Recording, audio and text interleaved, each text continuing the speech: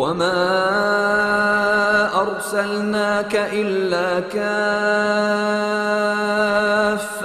لِلنَّاسِ بَشِيرًا وَنَذِيرًا وَلَكِنَّ أَكْثَرَ النَّاسِ لَا يَعْلَمُونَ. السلام عليكم ورحمة الله وبركاته. الله سبحانه وتعالى قرآن كريم ده ومن آياته أن خلق لكم من أنفسكم أزواجا لتسكنوا إليها وجعل بينكم مودة ورحمة degan bu oyatda ya'ni ayollar bilan ulfat ilishinglar uchun Allohning ularni sizlarning o'z tipinglardan yaratganligi, oranglarda ya'ni er-xotin orasida mehr muhabbat o'rnatganligi Allohning kamoliy qudratini ko'rsatadigan alomatlardir degan bu Sura Rum'ninki 21. ayetida "Ve min ayatihi" degan so'zdan nima maqsad qilindi? Oyatdagi "min anfusikum" degan bu so'zning ma'nosi nima?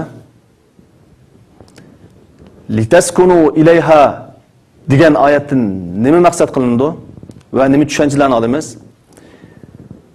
Oyatdagi "litaskunu" degan oyat sözdeki sukne yani ko'ngil rohati yoki unsi ulfat degan nima ma'noni bildirdi? Er ayol mas'uliyatda barobarmi yoki bir-birini to'liqlig'ichimi? Oyatda bayon qilingan mawadda va rahma yani mehr muhabbat va ko'yimchanlik degan so'zlardan nima maqsad qilindi? Qani suhbatimizning davomiga marhamat.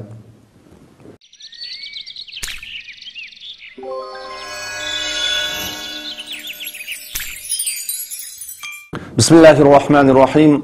Ar-Rahman allama al-Qur'an, khalaqa al-insana, allamahu al-bayan, was-salatu was-salamu ala nabiyyina al-adnan wa ala alihi wa sahbihi wa man tabi'ahum bi ihsan.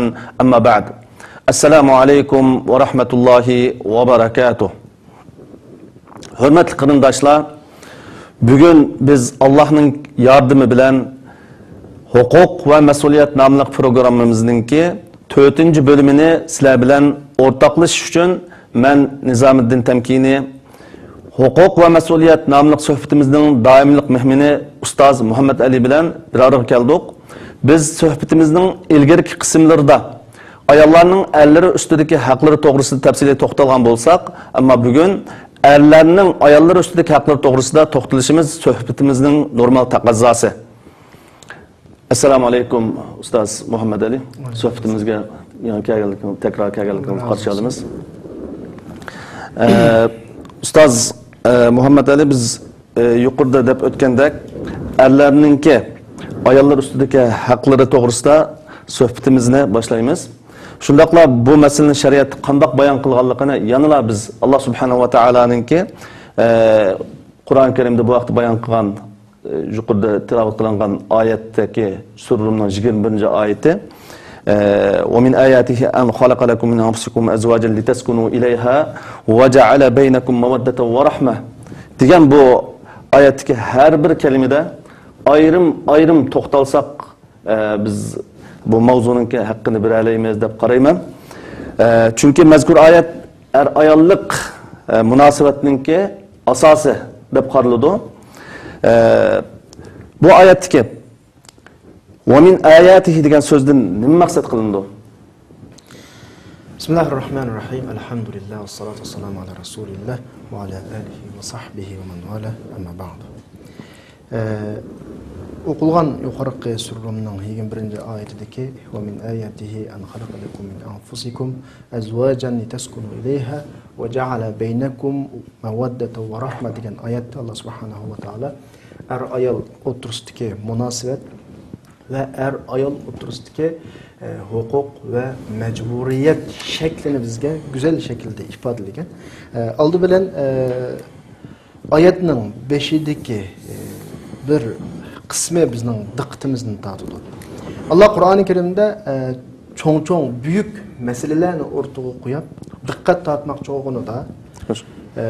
va min ayatihi degan bu iborani qo'llanadi. Masalan, Surrumning 22-oyatida va min ayatihi xalqus samawati val ard. Osmon zaminning yaratilishi haqida bizning diqqatimizni shu tarafga burash uchun oyatning oldida va min ayatihi degan iborani qo'llandi. Ya'ni Allohningki barliq, birlik, qudrat, inson diqqat berishga tegishli nuqtalarga qaratish uchun Allah'ның alametlerining birisi, Allah'ның pakitlerining birisi degan shaklda iborat qo'llangan. Undan boshqa Surah Fussilatning 37-oyatida mo insonning diqqatini kecha kunduzning almishish ahvoli, oy, quyosh qatorliq buyuk cho'ng jismlar insonning hayotiga zich munosabatli taraflarga tortish uchun yana va min ayatihi degan iboratni qo'llangan. Dal mushu cho'ng temalarda qo'llangan bu iborat ayol munosabatini bizga oydinlashtirish va huquqini bayon qilish oyatimi aynı shaklda qo'llangan. Ya'ni va min ayatihi an xalaqalakum min anfusikum azwajan litaskunu ilayha va ja'ala baynakum mawaddatan wa rahma. Ya'ni Alloh subhanahu va taolaning ajoyib bir hikmat, ajoyib bir dalil, paket, qudrat ifodalarining birisi Alloh sizlarga o'zinglarga o'xshaydigan bir türden bir cüp qilib berdi. Dep bo'lib, sizlar aranglarda bir xil taskin topsizlar. O'zaro bir-biringlarni litaskunu ilayha degani qalb huzuri his qilasizlar degan bo'ladi. Va ja'ala baynakum mawaddatan va rahma. Aranglarda mehr muhabbat va mehribonlik qildi. Ya'ni bu yerda bizning diqqatimizni tortadigan inchki bir nuqta bor. Ayol oturdu ki münasebetinin ifadesini Allah subhanahu wa ta'ala iki xil söz bilan ifadaladi. Birisi mehr muhabbet, söygü. Yeni birisi kuyumchallik meselesi. Özünün ayolunun küzüde kilişken şekilde körülüp, ayolu onu söygen vaxtida bu ailede illıqlık şekilde oldu. Ayolu erinin küzüde güzel görünüp, eri ayolini söygen vaxtida bu ailenin davamlışı kapalatki ege buludu. Bu bir tarafı ailenin davamlışı için ayol oturda mehr muhabbet söygü oluş gerek. Aile bu arkalık devam kılıdı. Eğer ma'lum bir sebep bilen ya ağırıp kalıp neçe 10 yıllap ornudan turamaydıgan bir kesel köpüsü olup kaldı değil. Yakin ma'lum bir bala kaza tüpeylidin ayolının güzellik yuqap ketip erinin küzüge çaylık kürenmeydiğen bu kaldı değil. Bir neçe balının anısı. Bu halette ikisinin oturda mehr muhabbet peyda olacak sebepler yok. Ama aile davamlaştırışından yine bir sebep var. O olsa mı ayetin ahirindeki rahme. Erinin kalbindeki ayalık olan mehriballık, ayalının kalbindeki iri olan mehriballık. Eri oylaydı ki şey mehriballıkның türkisi de neçe 10 yıl öğütüp tok. Endi bu vaqt kelgan vaqtda buni qo'yversam nega bo'ladi? Yoki ayoli o'ylaydi ki necha 10 yil uy tutibdi. Endi og'rib yetib qolgan vaqtda men buni tashlab ketsam, bu qanday qiladi? Bir xil mehr muhabbat u ikkisining ayrilmasdan oilani davom qilishga sabab bo'ladi. Ya'ni ailening umumiy tarixidagi umumiy davrlarda, umumiy bosqichlarda bir aileniki ya mehr muhabbetle devam kılıdı ya kuyumchallik bilan devam kılıdı ya ki ikkilisi bilan devam kılıdı. Qanday olsa meyli mehr muhabbet bilan devam kılsın, meyli kuyumchallik bilan mehribonlik bilan devam kılsın, ailenin devam qilishi bu şekilde o'xshamagan ikki jinsning devam qilishi Alloh subhanahu va taolaninki ajoyibotlarininki, zimindagi qudrat ifodalarininki birisi. Ya'ni meyli mevedde olsun, ayette ifadelengen, mevedde sözülen ifadelengen, mehr muhabbet hukumu olsun. Ya ki rahmet sözülen ifadelengen, küyünüş, ağırtış bu olsun. İki sebep ailenin davamlışı sebeplerinden birisi. Bu ikisi ayol oturda Allah tarafından uğurlaştırılgan, Allah'ın büyük kudret ifadelerinden birisi. Allah razı olsun. Mesela yuqorqi oyatninki davomida mesela min anfusikum degan bu cümle var. Bu cümleden nima tushunamiz, nimaga dalolat qiladi? Hamda Allah subhanahu va taolo ayol munosabatini belgilaydigan bu oyatda min anfusikum degan bir ifoda qo'llandi. Buni tarjima qilgan vaqtda sizlarga o'xshash insondan, sizlarning ichinglardan, o'zinglardan bo'lgan bir juftlik deb tarjima qilyapmiz. Bu yerda bir inchki nuqtadan birisi bor. Ya'ni Alloh bizga bildirmoqchi bo'lgan bir nuqta bor. Ya'ni sen qanday bo'lsang, ayoling shunday. Sen bir inson, ayolingga o'xshash shaklda bir inson. Sening yaxshi ko'radigan narsalaring bor. Aynı shaklda ayolingning ham yaxshi ko'radigan narsalari bor. Sening muhabbat nafrating bor. Ayolingning ham muhabbat nafrati bor. Sening g'azablanadigan vaqtlaring bo'ladi, xursand bo'ladigan vaqtlaring bo'ladi. Ashta bir mijozing bor. Ayolingning ham aynı shaklda g'azablanadigan xursand bo'ladigan taraflar bo'ladi. Ya'ni bu jihatda ayol o'xshash. Bu yerdan chiqib turibdiki, agar qachon kishi men ayolimdan ortiq, men qilmaydigan ishni ayolim qilish kerak yoki ikkisimizning o'tirida nima bo'lish kerak, farq qilish kerak deb o'ylagan zaman yoki ayol eridan shu fikrdan aynı fikrga kelgan hamon oiladan bir mushkil chiqadi. Chuqum ayolini o'ziga o'xshash inson muhabbat nafrati va hissiyotga ega deb tushunish kerak. Ayolmi erini o'ziga o'xshash bir inson yaxshi ko'rdig'ini va yomon ko'rdig'ini va bu taraflarga rioya qilish kerak. Bu vaqtda andikin oilada go'zal bir o'rtam, go'zal bir muhit shu vaqtda yaratiladi. Endi bu yerda mening deb qo'ydigan bir gapim diqqatni tortadigan bir nuqta bor. Davomli islom dushmanlari yoki islomni ayblaydigan ilmoniylar o'tirib qo'ydigan ayol bilan barobarmi, barobar emasmi degan nuqta kelamiz. İnsanlık nuqtasidan Allah subhanahu va taoloning nazaridagi daraja nuqtasidan islomdagi uningga majburiyat ortilish nuqtasidan majburiyatlarga qarata mukofotlanish nuqtasidan bilan ayol o'xshashlar barobar. Xuddi vazifa sahibi bo'lgandek, nurg'un vazifa ustiga yuklangandek ayolning ustida vazifa bor. Kishi vazifasini ado qilsa, unga mukofot berilgandek ayolmi mukofotlanadi. Kishi o'zining vazifasini ado qilolmasa, jazolangandek ayol kishimi o'xshash qanday qiladi? Jazolanadi. Ammo shu kelgan vaqtda ba'zilar Sura Al-Imronning 36-oyatdagi "Va laysa zakaru kal unsa" degan bir oyat bor. Bu oyatni kelib, kishidan ayol kishi qanday qilmaydi? O'xshamaydi deyishi mumkin. Buni ham izoh qilib o'tay. Ayollik xususiyatlarini tadqiq qilib yozilgan kitoblardagi ayol o'tirisidagi farqlarga qarasak, hayron qolgudek farqlar bor. Yani mayli jismoniy nuqtadan olsun, ruhiy nuqtadan olsun, ijtimoiy aloqa, tafakkur qilish usuli jihatdan olsun, ayolning o'xshamaydigan taraflari pek ko'p, favqulodda ko'p. Nima uchun bunda bo'ladi? Chunki hayotda qilishga tegishli bir vazifalar bor. Mushu vazifalar uchun loyiq shaklda ruhiyat bilan, jismoniyat bilan ve ijtimoiy aloqa, fikr, tafakkur uslubidan yaratilgan. Ayol kishining erga o'xshamaydigan bir vazifalar bo'ladi. Ayol kishi mayli ruhiy psixik nuqtasidan olsun, yoki jismoniy nuqtadan olsun va boshqa nuqtalardan olsun, o'zining vazifasiga loyiq shaklda yaratilgan. Bu nuqtadan ayolga asla qanday qilmaydi, o'xshamaydi. Endi erning o'zining vazifasiga loyiq farqli bir shaklda yaratilishi, ayolning o'zining vazifasiga loyiq farqli shaklda yaratilishi bu ikkisini zidlashtirmaydi. Balki bular kirasiman shaklda takomillashtiradi. Tamam, mukammallashtiradi birisi-birisini. Buning ortiq tarafi, buningda kam. Buning kam tarafi, buningda ortiq. Agar ikkisi birga kelgan vaqtda ortiq kam taraflar birisi-birisini mukammallashtiradi. Bu qandaqdir? Vazifaning o'xshamasligi. Vazifaga ko'ra berilgan alohidalik, imkoniyat, uningdagi xususiyatning o'xshamasligiga qarab ikkisini zidlashtirish yoki darajaga ayirish mencha to'g'ri emas.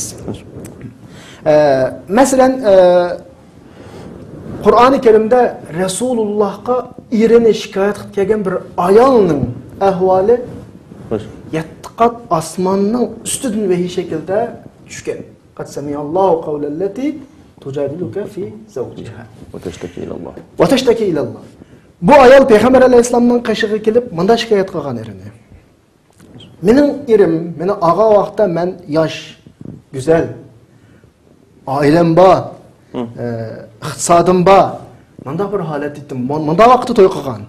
Hem de yeşim çoğu yok mesela, zılvalıkım yok olup, ailem dünyadan kitip mesela, muşluğa muhtaç olup kalkan vaqtımda, talak kılıp etti. Menin ballarım ba, bununla taşlap ray desem, ballarımni zaya qildi. Çünkü ballarım mening tarbiyamga muhtaç. Ballarımni ep ketay desem, ballarımni ep ketay desem, ballarımni baqalishim tasga tushdi. Bir vaqalikni deb kelgan. Mushu vaqalikning bosh tarafi bizga munosabat so'g'achqa tabiiy vaqalikni to'xtatdi. Ammo mushu ayolning mushu so'zi ayol o'tirdiki vazifa ve karakterini intayin güzel yoritib bergan. Yani erinin mas'uliyati, ailenin asasını puxtulash, aileni sirtdan keladigan ehtiyojlarini qamdash bo'lsa, ayolning mas'uliyati ailenin ichki tarafi, ichki asasını hazırlash.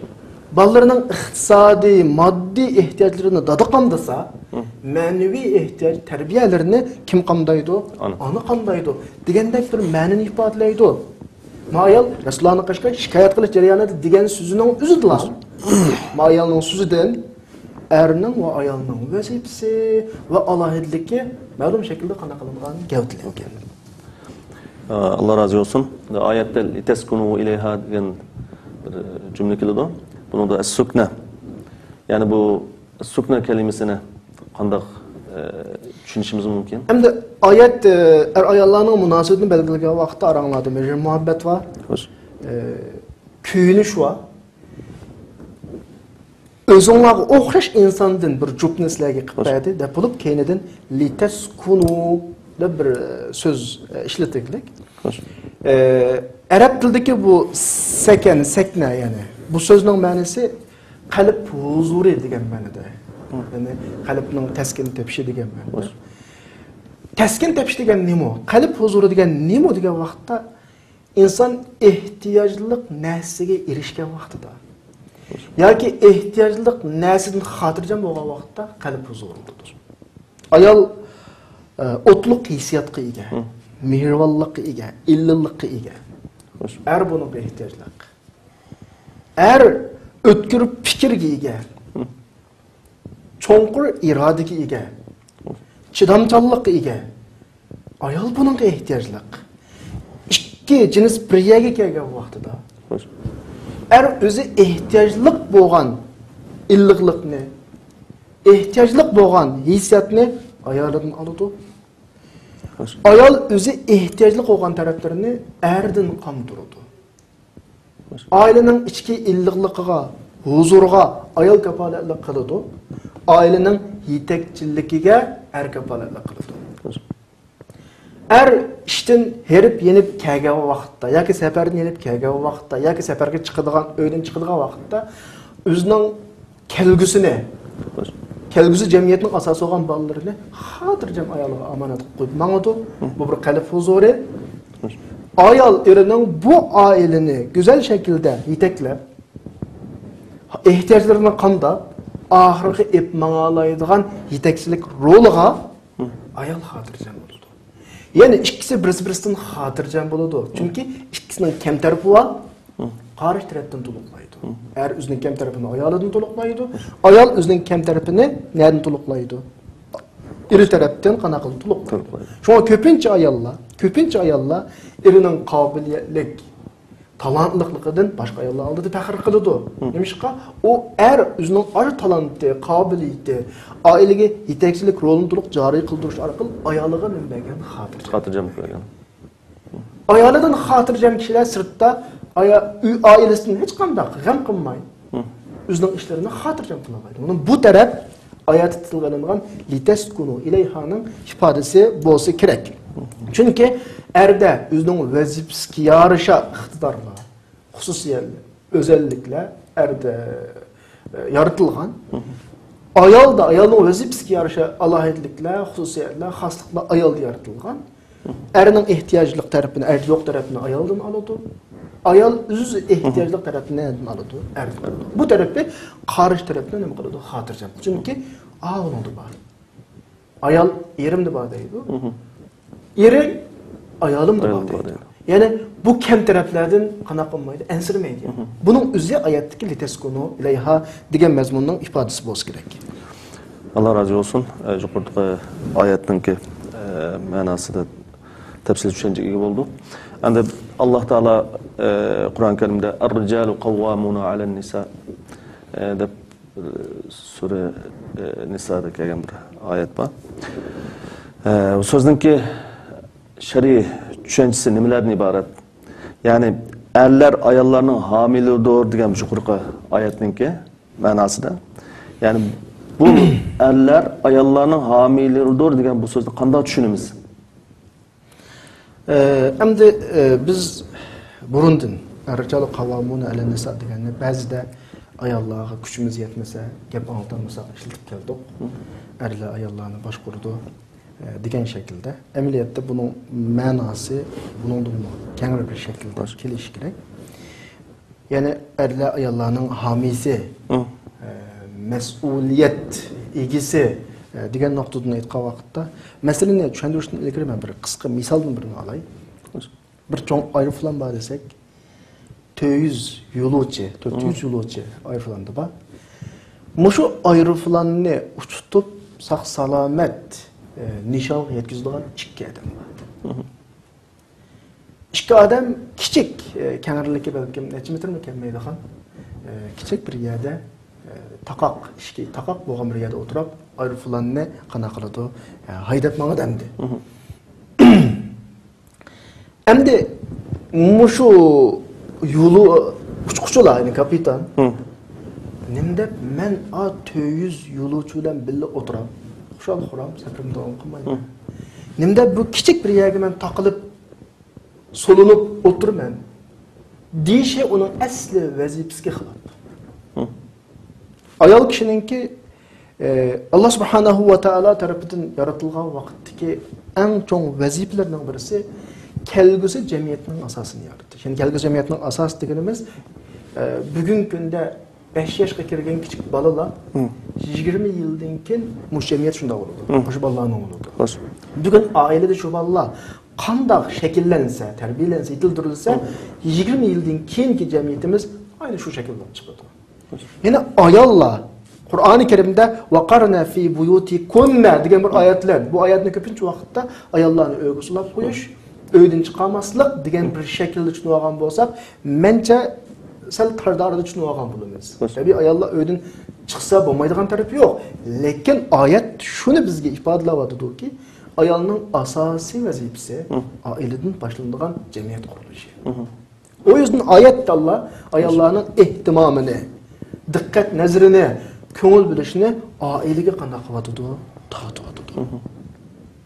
Balkim ayol kishi oiladan chiqib ketgan ayol kishi ma'lum bir sohalarda utuq qozonishi mumkin, cho'ng unvonlarni elishi mumkin. Ammo mening shaxsan qarashimda o'zining bolalarini go'zal shaklda tarbiyalab, omonatdor, kamtar, yuqori saviyadagi o'qigan masalan kelgusida o'zining millati, dini, jamiyati uchun cho'ng-cho'ng ishlarni qilgan bir holatga akagan bo'lsa, mencha mushu ayol kishining eng cho'ng unvoni. Yani bir oiladan chiqqan bolalarningki yaramliq odam bo'lib, jamiyatga yaramliq ishlarni qilishi, o'zining dini, millati uchun cho'ng xizmatni qila olganligi, shu onaninki qilgan xizmatidan ayirib qarg'il olmaydi. Onaning eng cho'ng alohidligi bu bo'ladi. Mushakaga vaqtda men bir narsani deb qo'yay, ya'ni dunyoda har inson yoki boshqa har şey olsun yaratilgan bir vazifasi bo'ladi. O'zining vazifasini ado qilish har qanday amal ibodatdan afzaldir deb o'ylayman. Bir ayol kechasi 2-3 bilan turib kechada qiyam qilib tahajjud o'qidi. Yig'lab yoshlari to'kilib ketdi, Qur'on o'qidi. Attigini tong atganda bo'lsa, sel harg'inlik tutib, charchab, uxlab qoldi. Öydeki balaları, mektep baradigan balaları tavşırıqları tekshirilmedi, gözünü keçirilmedi. Kiyimleri retlenmedi, mektep somkaları joyida retlenmedi. Güzel şekilde bir naştı qilib mektepke yo'lga salinmadi. O balaning maktabga borgandan keyingi kayfiyati tuvalladi, o'qituvchilardan gap angladi, darsi keyniga chekindi. Ammo uning aksi shaklda kechasi normal uxlab, bandat namozga turib, uyni isitib, masalan, balalarning tavshiriqlarini ko'zdan kechirib, maktab uchun chiroyli hozirlab, kiyimlarini retlab, pokiz kiyindirib, somkalarni retlab, maktabga yo'lga soldi.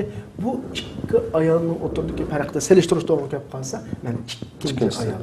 Buni 1000 martaba birinchisidan yaxshi deb qarayman. Chunki birinchi ayol garchi Robbi bilan bo'lgan aloqani chingitish uchun kechasi qiyom qilib, tahajjud o'qib qilgan bo'lsa-mu, o'zining asli vazifasini sal qildi. Tabiiyki ikkisini qila olsa, tabiiy havo ne'mat, go'zal ahvol. Ammo ikkisining birisidan sal qaragan ahvol ostida o'zining vazifasini joyida qilgan ayol 1000 martaba yaxshi chiqadi. Masalan, mujning munosabati ikkinchisi birinchisidan muhimroq. Chunki vazifasi. Ayolning o'zining vazifasi shu. Masalan, mujning munosabatlik bir gapni qilay. Ba'zi iqtisod egalarimiz bor. Nafl namozlarni o'qib ketadi, nafl ro'zalarni tutadi, har diniy faoliyatlarga qatnashadi, ammo uning berilgan iqtisodga bog'langan bir vazifasi bor uning. Ya'ni shu iqtisod orqali qiladigan musulmonlarning iqtisodiy ahvolini ustunga ko'tarishga tegishli halol tijoratlarni o'tirg'a qo'yib, din dushmanlarining yoki g'ayri musulmonlarning ba'zi sohalarni tortib olishining oldini olib, kuchaydigan bir taraf turadi. O'zining iqtisodiy sohada qattiq kuchish kerak ekan. Xo'sh. Müslümanların sanatını ortaya çıkış gerek, Müslümanların iqtisadını rivojlantirish kerak. Bu vazifani qilmay aniq qilgan bo'lsa, ma iqtisod sahibi, ma iqtisodlik kishi o'zining vazifasini qilmagan bo'ladi. Masalan deyli, Müslümanlarning askari desak, Müslümanlarning ishidan chiqqan ma'lum vazifa egasi o'zining ishini qilmay, boshqalarning ishini qilsa, bu o'zining vazifasini ado qilmagan bo'ladi. Müslümanların içindeki davetçiler, ehli ilmiler yoki cemiyetini yeteklaymiz deb o'tirib chiqayotgan olim, ulamo, ziyolilar o'zining vazifasini qilmay, men iqtisod tepib, iqtisodni rivojlantirib, mush orqali xizmat qilay desa, tam xato ish qilgan bo'ladi. Mushunga o'xshash, ya'ni har narsa yaratilgan bir vazifasi bor. Har kimning yaratilgan bir vazifasi bor. Shu vazifasi birinchi o'rinda. Shu ayol kishiga nisbatanmi vaqarna fi buyutikunna degan Alloh subhanahu va taoloning ayollarning diqqat nazarini oilaga markazlashtirib o'tdi. Chunki mushu oilada bugungi kunda kichik bola, buvoq, necha yoshlik bola shaklda turayotgan bir bilik bir necha bola kelgusidagi jamiyatning asosi. Bugun qanday tarbiyalansa, qanday yetildirilsa, necha 10 yildan keyin jamiyat aşı shaklda quriladi. Yani cemiyetning qurilishi oiladagi ayolning nimasi vazifasi. Yani ayolning qo'lida hisobda. Bu nuqtadan ayol kishi bu darajada og'ir mas'uliyatli bo'lgan ekan. Buning uy ichidagi shu mas'uliyatini ado qilish uchun hamda buningga mas'ul bo'ladigan, yetakchilik qiladigan, yeteklep mağdığan birisiga ihtiyacı var. O olsun mu?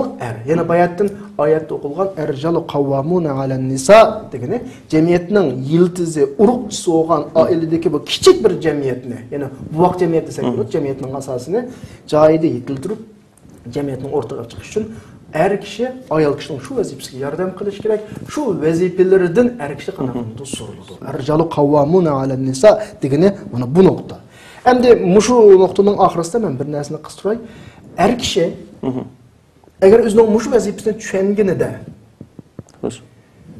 bu ailenin bir aile meslekellikini, aslında cemiyet kuruluşunun asasikellikini, özünün ailede bir erulap turuş emez, cemiyet yaratıvatkallıkını, ayalının nukul bir hutun emez, cemiyet yaratkuçisi, kelgüz cemiyetinin kurguçisi kellikini bilgini de, o'zining ustiga tushgan vazifasining nima ekanligini, huquqining nima ekanligini, ayolining vazifasining nimasi, huquqining nima ekanligini bilganida, andikin er kishi ma qiyodat, rahbarlik, yetakchilik vazifasini joyida qila oladi. Agar unda bo'lmagan vaqtda uni qila olmaydi. Allah razı olsun. Sizning yuqoridagi oyatdagi al-qawwama Yani ar-ricalu qawwamun 'alan nisa degan oyatdagi qawwamun so'ziga bergan tushunchalardan erning oilada yetakchilik rolini o'ynaydiganligi, shundaqla sog'lom yetakchilik qilish asosi qurilgan bu homiylik Alloh erlarni sharaflantirgan bir mas'uliyat ekanligi deb tushundim. Endi madamiki Allah subhanahu wa ta'ala Qur'on Karimda ar-rijalu qawwamuna 'alan nisa bima faddalallohu ba'dahum 'ala ba'din va bima anfaqu min amwalihim degan bu oyatda homiylikninki ikki sababini bayon qildi endi. Oyatninki ar-rijalu qawwamuna 'alan nisa degan oyatning oxiridagi oyatga qaraydigan bo'lsak, homiylikninki ikki sababini bayon qilib, birinchi sababi bima faddalallohu ba'dahum ala ba'd. Yani bu oyatda Allah Taala erni ayoldan qaysi taraflarda ortiq qildi, yani. Yuqorqi oyatninki nimasi qolsa. Bu masala nihoyatda zil bir masala. Ko'pincha biz burun faddalallohu ba'dahum ala ba'dni erni ayol kishidan ortiq qildi deblar. Bunu nuqul ayollik darajasiga to'g'izib olgan bir ahvol bor. Endi mening tushunchimda bu yerdagi Alloh subhanahu va taoloninki erlarni ayollardan ortiq qildi degani biz deb o'tdik.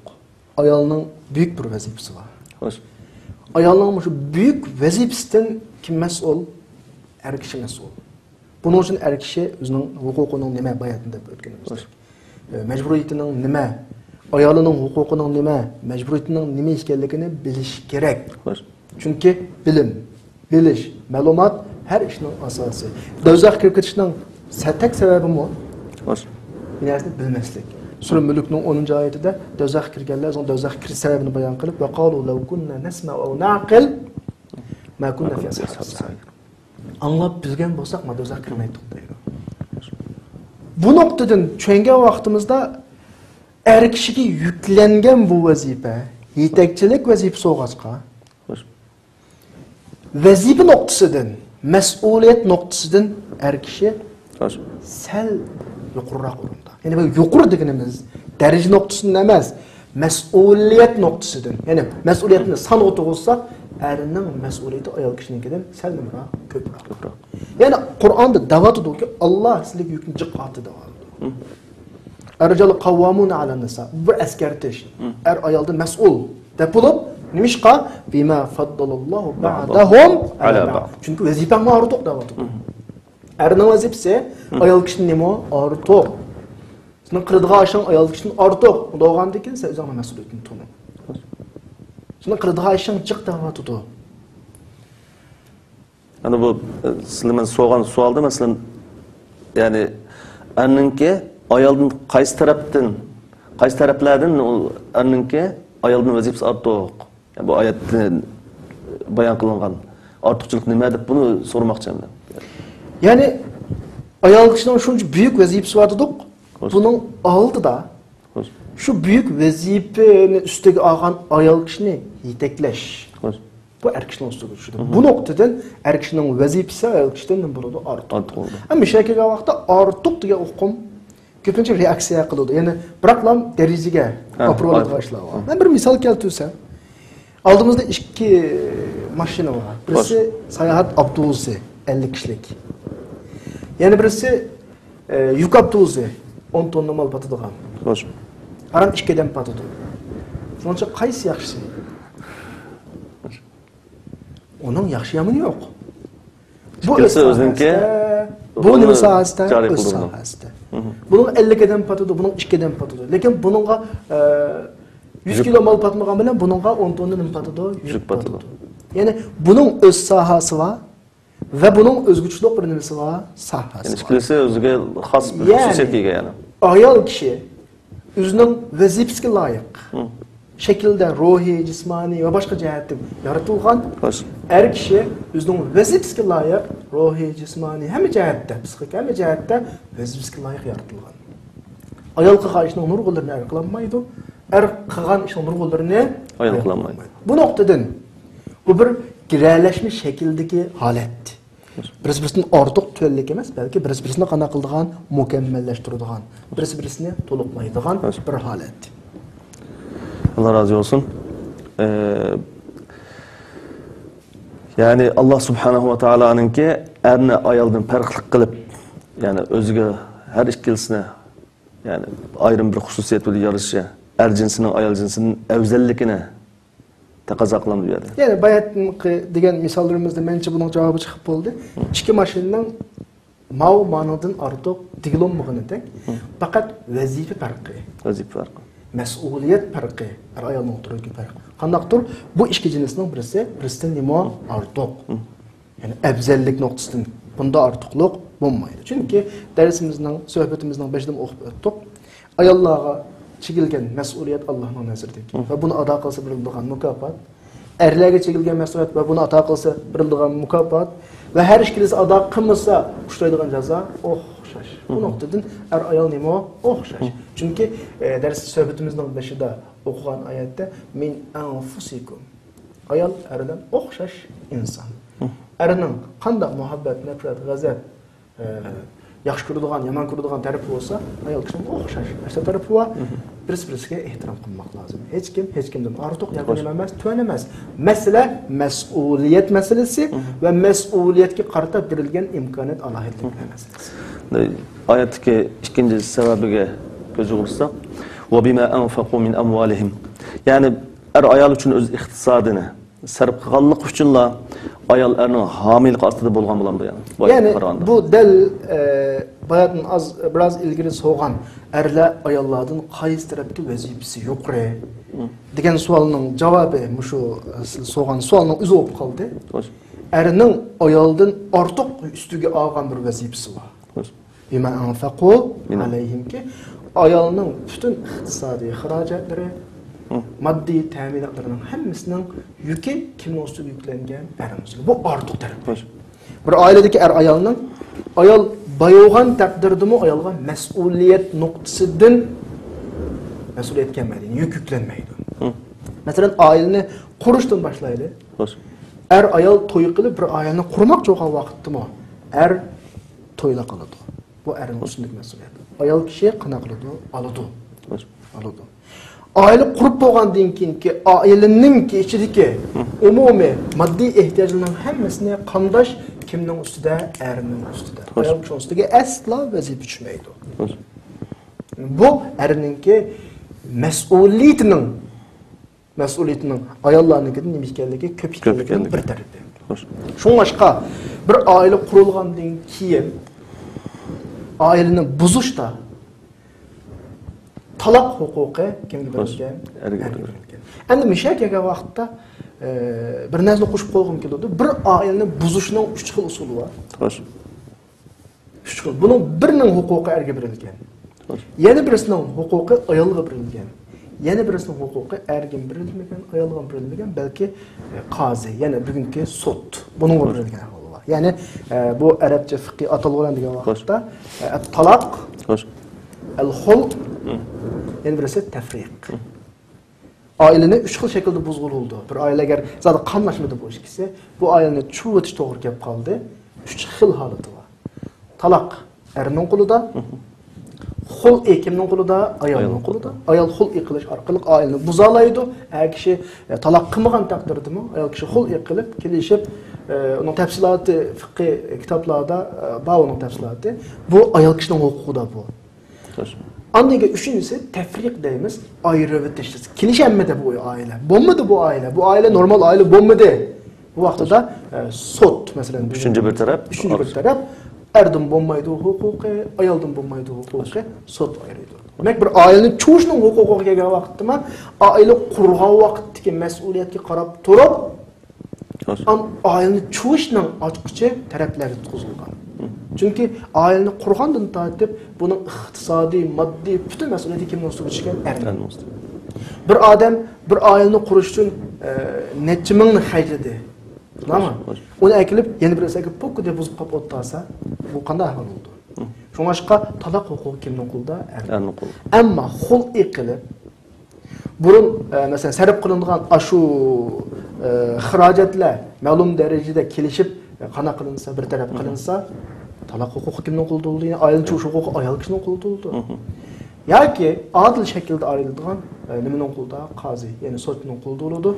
Bu şekilde. Yani İslam'da hukuk qanchalik berilgan bo'lsa, majburiyat shunchalik atilgan. Yoki majburiyat qanchalik atilgan bo'lsa, uning huquq shunchalik berilgan. Qanaqdir bu yerda anadan ortiqligi, maningdan tuvanlik masalasi emas, balki ustiga yuklangan vazifa, mas'uliyatga qarab turib, uning quliga berilgan huquq berilgan. Bu şekilde tushunsak bo'ladi. Allah razı olsun. Ustaz, biz bugün to'xtalgan oyatdagi ba'zi mazmunlarni Allah chiqishiga asos kelgan qitimqi, ya'ni erlarning ayollar ustidagi haqlari to'g'risida yana bu oyatni chiqish qilib turib yo'ritib berishga tirishimiz Allah xolisa. Bugungi dersimiz asos jihatdan mehr muhabbat, ko'yimchanlik, ega chiqish va ko'ngil rohati qatorliq bir bo'lak masalalarga umumiy bir aniqlik berilgan bo'ldi. Ayetini çıkış qilib turib, Allah razı olsun.